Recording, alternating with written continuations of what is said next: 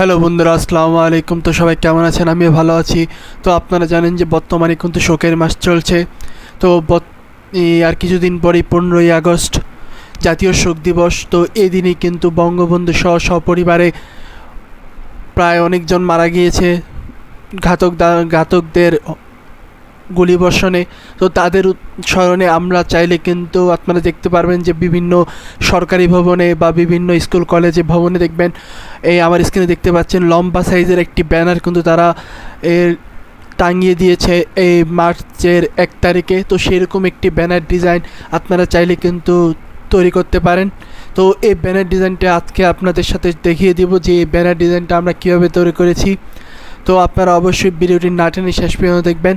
তো এই ব্যানার ডিজাইনের পিএলপি ফাইলটা যদি সংগ্রহ করতে হয় তাহলে আপনাদের ভিডিওটি অবশ্যই শেষ পর্যন্ত দেখতে হবে। তো পিএলপি ফাইল কীভাবে ডাউনলোড করবেন সেটা আপনারা যদি না জেনে থাকেন আমার ডেসক্রিপশনে ভিডিও দিয়ে দিব, আমার সেখান থেকে আপনারা দেখে নেবেন যে কীভাবে পিএলপি ফাইলটা ডাউনলোড করতে হয়। তো এখন আসি যে আপনারা এই পিএলপি ফাইলটা যদি সংগ্রহ করতে হয় তাহলে আপনাদের অবশ্যই শেষ পর্যন্ত দেখতে হবে।